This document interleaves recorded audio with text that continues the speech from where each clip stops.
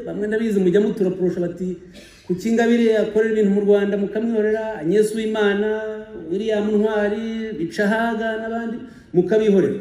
Ntabwo bari abantu tubihorera. Parce que le pouvoir exécutif au Rwanda a la force qui écrase tout le reste de la société rwandaise. Donc,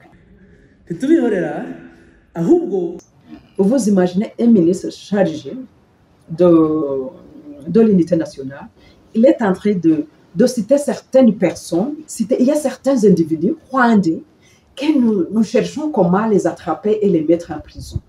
Et donc, c'est le devoir. Donc, c'est-à-dire que lui, c'est ça, il attend. Je suis en train d'essayer de voir quand est-ce que je vais les attraper et les mettre en prison. Et il est chargé de l'unité. Mais ce n'est pas possible. Ça, c'est un exemple typique de la gouvernance par la violence.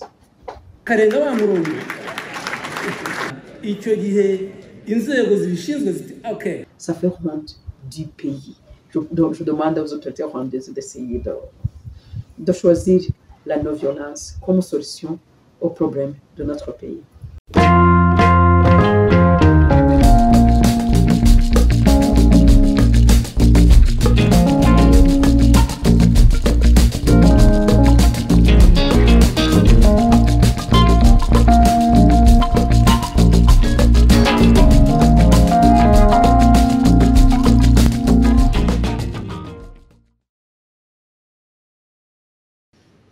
Bonjour, chers téléspectateurs de Pax TV, Rémi News, la voix des sans-voix, voice for the voiceless. Du jour au lendemain, d'un jour à l'autre, la violence devient routinière dans le pays des mille collines, le Rwanda. Par définition la plus courante, la violence est l'utilisation de force ou de pouvoir physique ou psychique pour contraindre, dominer, tuer, détruire ou endommager. Elle implique des coups, des blessures, de la souffrance ou encore la destruction des biens humains ou d'éléments naturels. Selon l'OMS, la violence est l'utilisation intentionnelle de forces physiques, de menaces à l'encontre des autres ou de soi-même, contre un groupe ou une communauté qui entraîne ou risque fortement d'entraîner un traumatisme, des dommages psychologiques, des problèmes de développement ou un décès. Elle rend explicite les conséquences de la violence sur la santé physique et mentale de la personne qui l'a subie. De son origine étymologique, le mot violence vient du latin vis, qui désigne l'emploi de force sans égard à la légitimité de son usage. D'une façon complexe de conceptualisation du terme, Yves Michaud, dans son ouvrage consacré au changement de la violence, il dit « Nous découvrons toujours la violence comme scandaleusement et absolument inédite, pour la simple raison que nous vivons notre vie en nous et pas celle des autres, que c'est à nous que les choses arrivent, et pas un spectateur flottant au-dessus de l'histoire et qui en aurait vu d'autres. C'est pourquoi il y a toujours un air d'apocalypse à l'irruption de la violence dans une épée dont la durée se mesure à notre expérience. Il est vrai aussi que les formes de la violence changent avec l'évolution des moyens techniques et les inventions. Certains dictionnaires définissent la violence comme primo, le fait d'agir sur quelqu'un ou de le faire agir contre sa volonté en employant la force ou l'intimidation. Secondo, l'acte par lequel s'exerce la violence. Tertio, une disposition naturelle à l'expression brutale des sentiments. Quarto, la force irrésistible d'une chose.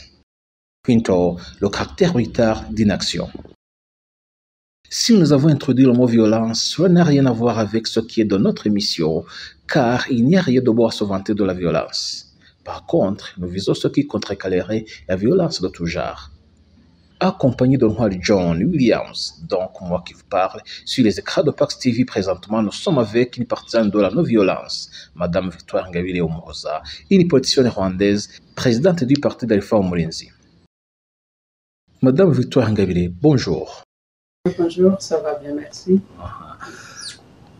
Récemment, vous avez rédigé une opinion sur la non-violence. Quel était l'objet de l'opinion et pourquoi avez-vous choisi la non-violence? Merci. En fait, vous le savez, le 2 octobre est l'anniversaire de naissance de Mahatma Gandhi, quelqu'un qui est connu, je crois, par tout le monde. C'est sa philosophie de la non-violence comme système d'accès au pouvoir ou de gestion du pouvoir. L'ONU a instauré une journée de la non-violence juste au jour où on commémore la naissance de Mahatma Gandhi. Alors, pour moi, ça a été une occasion de réfléchir sur la situation au Rwanda. La non-violence, parce que si on entre dans l'histoire du Rwanda, on voit que pour l'arrivée au pouvoir, pour la gestion du pouvoir au Rwanda, ça se fait toujours par la violence. Alors je me suis dit, est-ce qu'on ne peut pas accéder au pouvoir, on ne peut pas gérer le pouvoir au Rwanda sans toutefois faire le cours à la violence. Donc je me suis dit, j'ai rédigé cette opinion pour appeler mes compatriotes rwandais d'apprendre d'accéder ou de gérer le pouvoir dans la non-violence. Donc, quand vous analysez l'histoire du Rwanda, du temps de la monarchie, du temps de la République et jusqu'à aujourd'hui, il y a une violence structurelle, il y a les injustices sociales dans notre société. On voit que ceux qui sont au pouvoir ne tolèrent pas les voies dissidentes. On parle toujours des disparitions des opposants, on parle toujours des emprisonnements des opposants. Même aujourd'hui, où je vous parle, on fêtait la journée de la non-violence. Et j'ai 8 membres de mon parti politique qui sont en prison pour le fait d'avoir lu un livre, Comment faire tomber un dictateur quand on est petit, sœur sans armes. C'est un livre qui, malgré le titre, mais quand même qui a les stratégies, qui apprennent les stratégies de la non-violence. Comment on peut changer la société sans la non-violence. Donc, c'est-à-dire, ils ont fait l'entraînement sur Internet. Comment on peut justement changer la société sans la violence. Alors, ils sont en prison aujourd'hui parce qu'ils sont accusés d'avoir voulu renverser le pouvoir. Alors, comment on peut renverser le pouvoir si on apprend comment, par exemple, on parlait sur le problème des vendeurs de routes qui ont entendu à Bazouzaï. Et ils apprenaient comment on voit ces derniers temps qu'il y a toujours des accrochages entre les vendeurs de rue et les vendeurs ambulants. Ambulants, c'est ça, avec des gens chargés de sécurité. Il y a toujours des confrontations. Alors, les gens, dans ce qu'ils apprenaient de la non-violence, par exemple, ils ont cité comme exemple, ils ont dit comment on peut résoudre ce problème que ces vendeurs ambulants puissent exposer leurs problèmes et qu'ils puissent être entendus par les autorités sans la brutalité des agents des services de sécurité. Comment on peut réconcilier les deux parties, la partie des agents de services de sécurité et ces commerçants, pour qu'ils puissent résoudre le problème sans toutefois qu'il y a toujours quelqu'un qu'on fasse tomber, qu'on doit battre et tout ça. Donc, tu vois, donc les gens ont été emprisonnés. Parce que tu vois, le système, la gouvernance dans notre pays se fait par cette violence structurelle et ça devient un problème. Et c'est pour cela que j'ai tenu à rédiger cette opinion, mes idées, et puis à faire appel à nos autorités de voir comment, même pas seulement aux autorités, mais nous aussi, à tous les Rwandais en fait, comment on peut adapter, comment on peut extérioriser et adapter la non-violence comme système d'accéder et de gérer le pouvoir et comme système de gouvernance dans notre pays. Entendre parler de la non-violence, on sous-entend un concept complexe. Comment définissez-vous la non-violence? La non-violence, c'est la façon dont on lutte contre l'injustice sans faire recours à la violence. Donc, faire comprendre que les lois doivent être respectées sans faire recours à la violence. Donc, ça, combattre, par exemple, prenons l'exemple au Rwanda, par exemple, quand je parle de la violence structurelle, on vient juste de libérer 3 journalistes qui viennent de passer 4 ans en prison et puis la Cour a décidé qu'ils sont innocents. Pour moi, ça, c'est une violence structurelle parce que dès le départ, les juges qui ont réussi dès le 1er juillet le dossier, ils voyaient bien que ces journalistes, il n'y avait pas aucune raison de les mettre en prison. Mais pourtant, il a décidé de les envoyer en détention provisoire pour 30 jours, et les 30 jours se sont transformés à 4 ans. Ça, c'est une injustice qu'il faut combattre dans notre système judiciaire. Donc, un mois converti à 48 mois. Oui, c'est ça. Non, pas 48 mois, parce que si 4 ans, ça fait 48 mois. Oui. Oui, ça fait 48 mois. Donc, vous voyez, donc ça, c'est une violence structurelle qu'il faut combattre dans notre système judiciaire. Aujourd'hui, le Rwanda est connu comme le deuxième pays dans le monde entier, après les États-Unis, d'avoir des prisons surchargées, avec 174%. C'est beaucoup. Ces prisonniers, écoutez, d'abord, ils sont à la charge du gouvernement, c'est le gouvernement qui doit se charger de leurs soins médicaux, c'est le gouvernement qui doit donner de nourriture et tout ça. Alors, deux fois, beaucoup de cas, on trouve que ce sont des gens qui sont en prison juste pour des détentions provisoires et ils vont là-bas et ils restent là-bas des années et des années. Et puis après, on voit que ces gens sont innocents. Et puis quand il est innocenté, il n'est pas payé par... Il n'y a pas de réparation alors qu'il vient de passer 4 ans gratuits dans la prison. C'est ça, c'est une forme de violence que moi je suis en train d'appeler aux autorités rwandaises et au peuple rwandais que nous devons comprendre qu'il faut lutter contre cette forme d'injustice dans notre société. Ici au Rwanda, on ne peut pas passer un mois sans entendre, sans enregistrer des cas déjà qui sont abattus par la police, sous prétexte de vouloir combattre les forces de sécurité ou prétexte de vouloir fuir, de vouloir s'en aller, de vouloir quitter. L'endroit de l'arrestation. Alors, oui. Qu'est-ce qui se passe dans ce cas? Est-ce qu'on va considérer ça comme violence ou c'est... Non, c'est la violence. Une mesure de respecter. Non, c'est la violence structurelle et directe, parce qu'il y a des différentes de violences, si je peux dire. Il y a la violence directe, quand je viens, je vous frappe ou je tire sur vous, vous êtes tué directement, comme la police le fait. Mais comme nous avons les lois qui obligent la police que s'il y a quelqu'un qui a commis un délit ou un crime, il faut l'arrêter. Il y a les menottes. Et que la police choisit d'utiliser plutôt son fusil et de tirer sur la personne et le tuer. Est-ce que réellement ces gens qui sont toujours accusés de vouloir échapper à la police, de vouloir échapper les surveillants des prisons, est-ce que c'est vraiment... On ne peut pas assurer 100% que c'est vrai ou faux, mais comment peut-on enregistrer plus de 10 cas dans un mois de gens qui essaient de s'échapper de la police ou des lieux d'arrestation? Justement, c'est cette violence structurelle que je suis en train de dénoncer.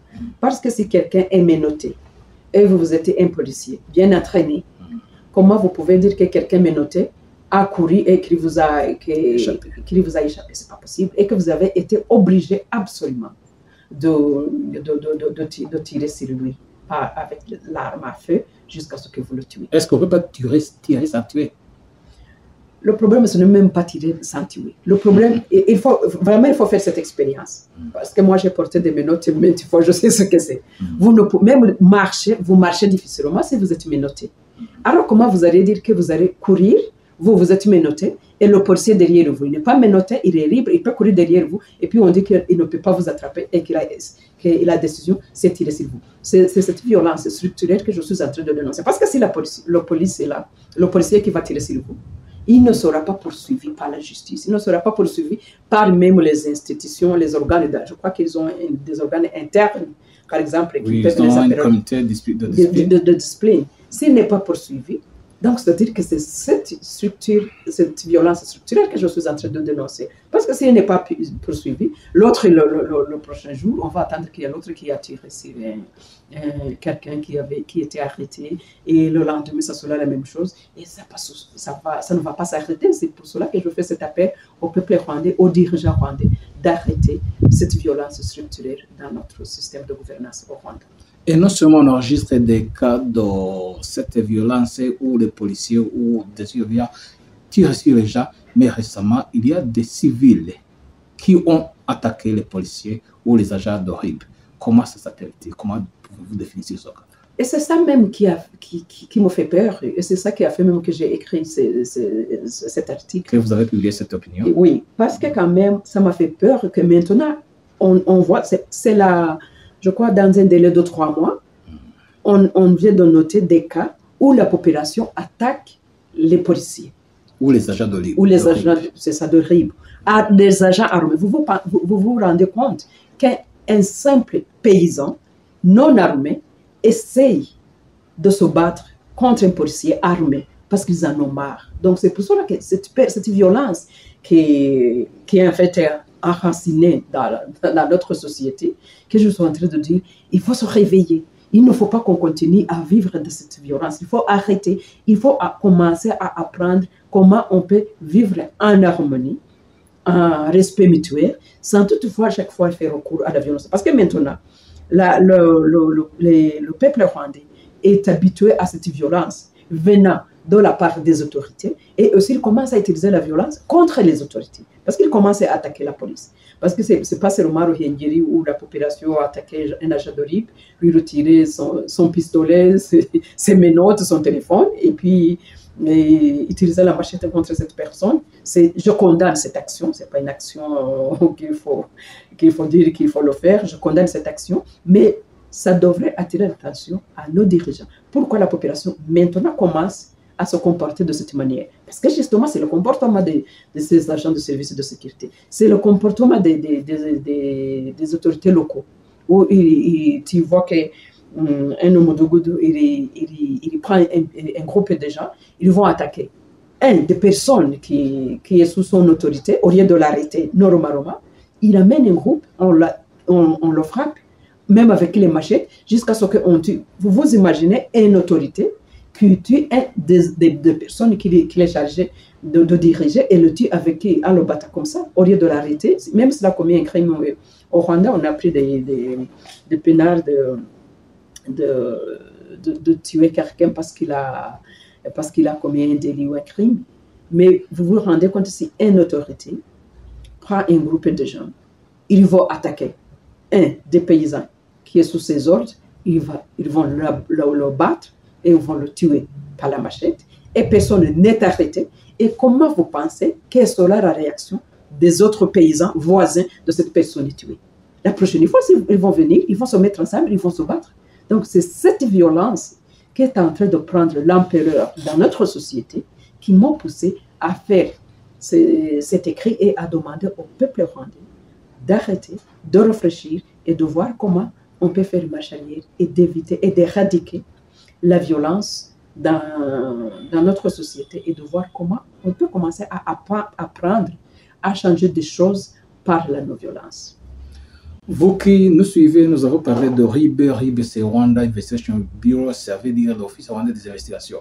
On continue. Vous avez dit que vous n'appréciez pas, vous n'êtes pas du côté de promouvoir cette action de lutter la violence par la violence que ces villageois ont fait. Quelle sera la conséquence?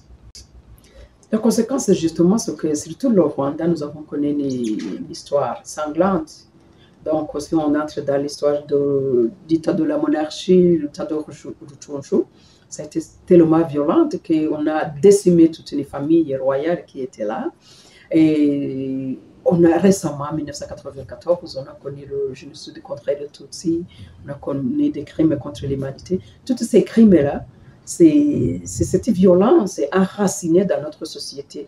Même que ce soit dans la gestion socio-économique du pays et que ce soit la gestion politique, on rencontre toujours la violence. C'est pour cela que je dis, il faut vraiment, surtout que nous avons cette mauvaise expérience, il faut que nous apprenions à utiliser la non-violence comme moyen de gestion de nos problèmes dans notre société.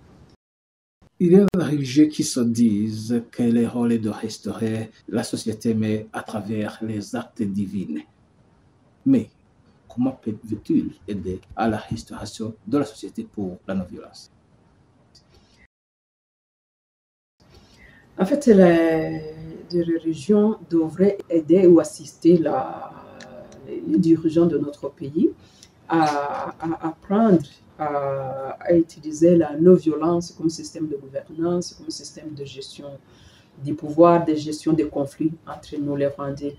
Je me rappelle que l'Église catholique, je suis chrétienne, je suis de l'Église catholique, si je prends l'exemple là-bas, c'est là où je suis. Vous vous sentez bien placé? Oui, c'est ça. Je crois que c'était dans les années 1987 qu'ils ont commencé ce qu'ils ont appelé la Gacaca Christ. Donc, ils ont commencé à apprendre, c'était après le génocide, la réconciliation. 1997.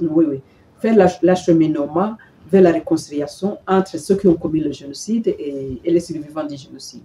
Et là, ils apprenaient justement à se pardonner et abandonner la violence, abandonner la haine et les rancunes et tout ça. Alors, je crois que toutes les religions du Rwanda devraient normalement continuer dans ce chemin, pas seulement nous apprendre à vivre en harmonie, mais aussi à condamner au cas où il y a des actions de violence dans notre société. Mais ça me fait mal de voir que ces religions, ils nous apprennent, c'est le dimanche, le samedi, le vendredi, le jour de la prière, ils nous apprennent justement la parole de Dieu, de nous aimer les uns les autres, mais je ne le vois jamais. S'il y a un disciple qui a dépassé les bornes, qui n'a pas respecté ce qu'ils nous apprennent, au moins qu'il condamne ouvertement et publiquement. Parce que les religions devraient être à la première place pour apprendre au peuple rwandais à ne plus vivre dans la violence, plutôt à apprendre à vivre en harmonie. Et puis, ils devraient condamner ouvertement et officiellement et publiquement, mais ils ne le font pas. Je le vois, des fois, ils se rencontrent dans la prière, comment s'appelle cette prière qu'ils font une fois par an pour prier pour le pays. Je n'ai jamais vu aucun officier, aucun religieux oser demander à nos autorités, il faut cesser de battre les dirigeants, les populations que vous dirigez. Je n'ai jamais entendu ça. Je n'ai jamais vu. Nous attendons régulièrement dans les médias, les autorités locales, comment ils vont frapper les populations, même jusqu'à le tuer. Mais je n'ai jamais vu un religieux condamner publiquement une terre acte d'une autorité. Et ils font les prières ensemble. Ils ne le condamnent pas, ils ne le demandent pas, il faut arrêter, il faut diriger le pays, il faut gouverner le pays dans la non-violence. Non, il ne le faut pas. Mais ils nous apprennent ça seulement quand nous sommes dans l'église ou bien dans... Donc, il faut que la religion, les religieux rwandais essayent à aider la société rwandaise à sortir de la violence et à entrer dans le système de la non-violence. Les religieux font partie de la société civile, mais non seulement la société civile en tant que religieux, mais aussi la société civile en tant que journaliste, mais aussi des ONG, organisations non gouvernementales. Mais il y en a qui disent que la société civile au Rwanda est inexistante.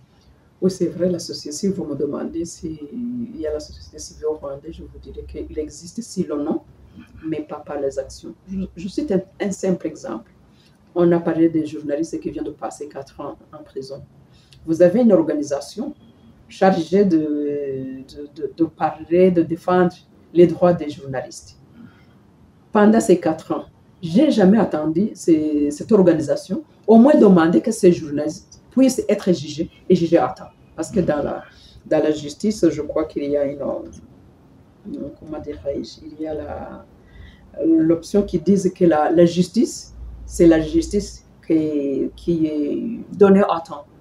Donc, plus ça prend des années, ce n'est plus une justice. Je n'ai jamais entendu votre organisation, soi-disant, pour défendre vos droits, au moins exiger que ces journalistes soient jugés à temps. Maintenant, ça fait 4 ans qu'ils sont en prison. Maintenant, ils sont innocentés.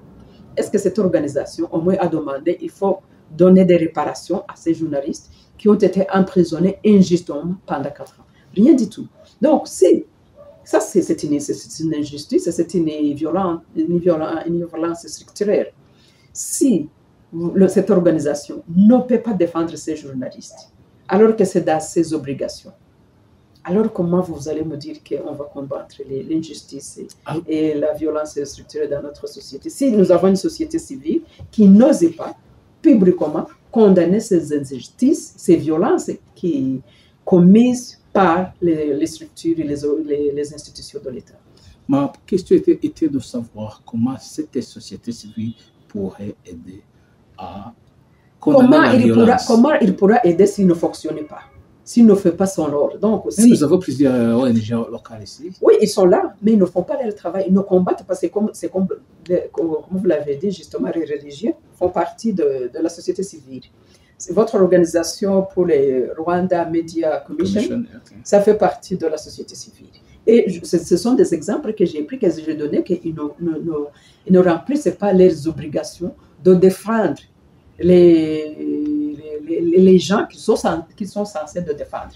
S'ils ne le font pas, justement, comment justement ils vont aider la société rwandaise à se transformer, sortir de la violence, entrer dans le système de la non-violence. Et justement, c'est pour cela que moi j'ai écrit cette opinion, c'est pour cela que je fais appel à eux qu'ils remplissent leurs devoirs, qu'ils remplissent leurs obligations et qu'ils apprennent au peuple rwandais à vivre en harmonie, sans toutefois toujours faire le cours à la violence.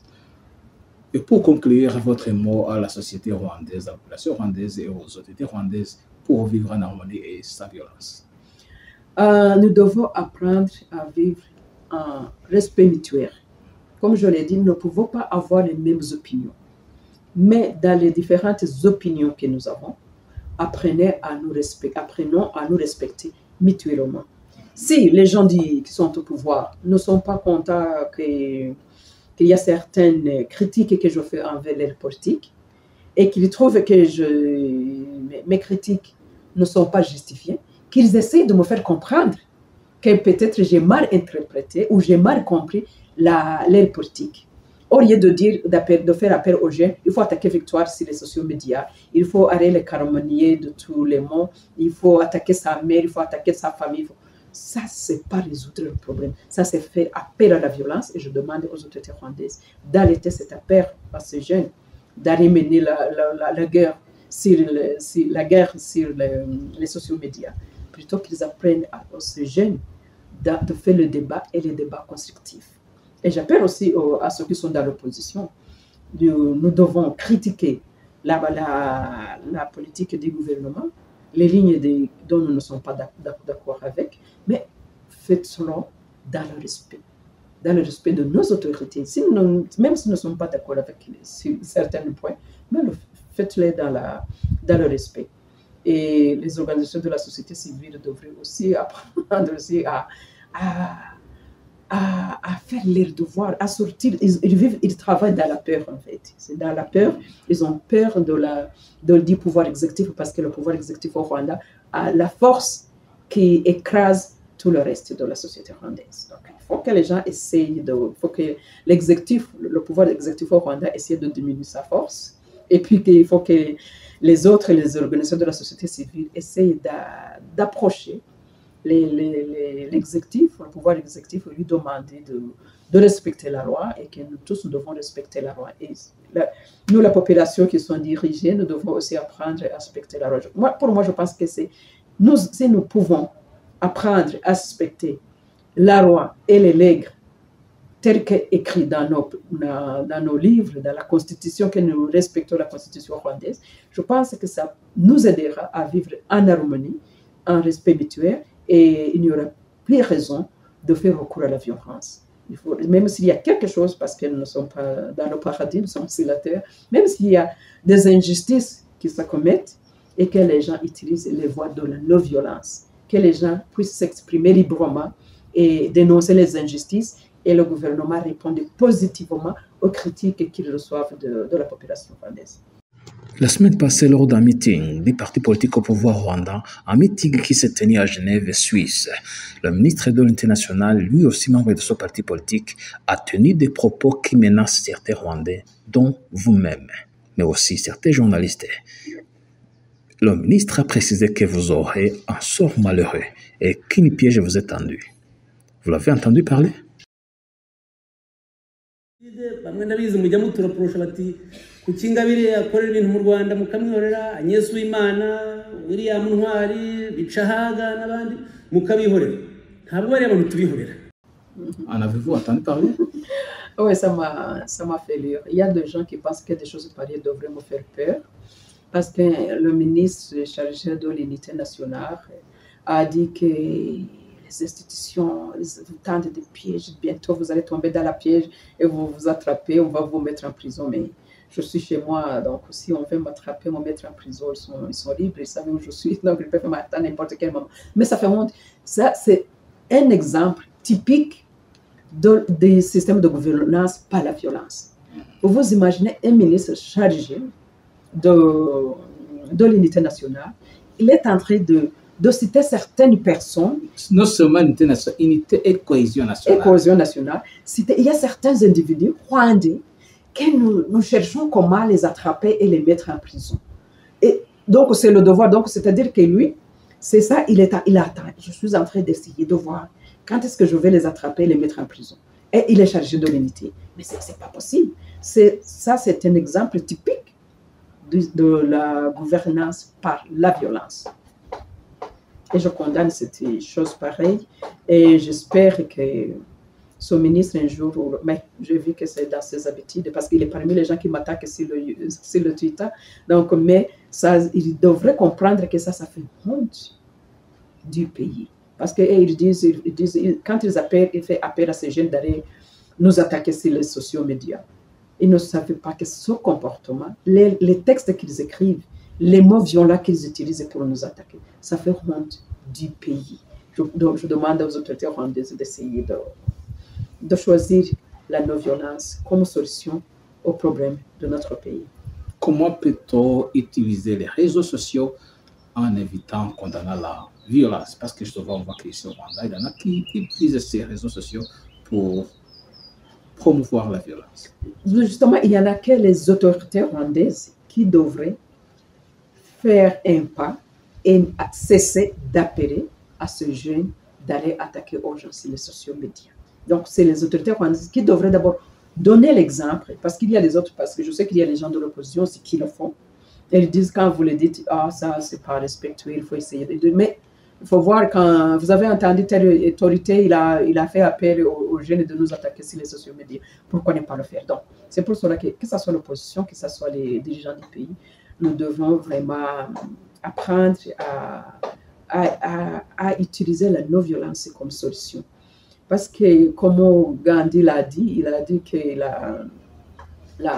rien ne peut durer s'il est construit sur la violence. Donc, si nous voulons construire la stabilité durable dans notre pays, si nous voulons nous inscrire dans la nation dans le concept des autres nations, apprenez-nous à vivre en harmonie, en respect mutuel et surtout éviter la violence et apprenons-nous à utiliser la non-violence. La stratégie de la non-violence est bonne et puis ça nous aide à construire la stabilité durable dans notre pays.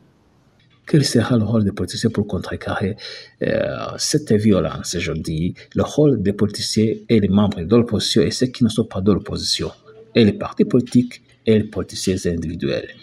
Quelle sera leur contribution pour la non-violence? Les politiciens, c'est nous qui devons donner d'abord l'exemple aux autres et condamner la violence et éviter la violence d'abord verbale, parce que ce qu'on voit aujourd'hui dans les deux cas, c'est vraiment la violence verbale. Et surtout, quand je vois les autorités faire appel aux jeunes, il faut arrêter sur les sociaux médias et puis combattre tous ces gens qui sont contre notre gouvernement, ceux qui appellent les ennemis du pays, il faut les combattre. Et quand on lit les tweets, par exemple, ou les commentaires sur Facebook, sur YouTube, on voit vraiment une violence verbale qui fait honte même. Moi, ça me fait honte et ça me fait peur de voir le niveau de violence verbale. Parce que c'est ça que ça commence. Ça commence par la violence verbale et ça finit par être la violence directe, physique. Et c'est là où on va tuer quelqu'un et puis on va penser que ça ne fait rien. Et c'est là où on arrive dans l'administration. Un policier va tirer sur un paysan et puis la hiérarchie va essayer de le couvrir en disant que ce paysan, il a essayé de battre le policier se défend des histoires comme ça. Si on continue, c'est comme ça qu'on est en train de cultiver, de donner l'espace à la violence dans notre société. Et moi, je fais appel à tous les politiciens, que ce soit de l'opposition, que ce soit ceux qui sont au pouvoir, de combattre la violence. Dans la plupart des cas, ces commentaires, ces interprétations, ces accusations, ces charges fausses sur les réseaux sociaux mènent à la déshumanisation. Alors je me pose la question de savoir, est-ce que cette déshumanisation, à quoi sert les autorités publiques, à quoi sert le gouvernement, à quoi sert le peuple rwandais? Nous, ça ne sert pas. Déshumaniser un Rwandais, déshumaniser notre Rwandais, ça ne sert pas. Ça nous a amené au génocide de 1994. Donc, c'est ça qui me fait mal, que je dis, qu'est-ce que nous avons appris de notre histoire sanglante? Rien du tout. Quand je vois comment les gens déshumaniser des autres si les sociaux me disent différemment. L'histoire sanglante ne nous a rien appris. Alors c'est pour ça que je continue dans mes messages réguliers. Régulièrement, je fais appel au peuple rwandais d'éviter la violence, d'apprendre à se respecter mutuellement. Nous ne pouvons pas avoir les mêmes idées. Nous sommes plus de 12 millions de Rwandais. Nous ne pouvons pas avoir les mêmes idées, nous ne pouvons pas se mettre d'accord sur tous les points. Mais dans nos désaccords, il faut plutôt apprendre à se compléter au lieu de se déchirer.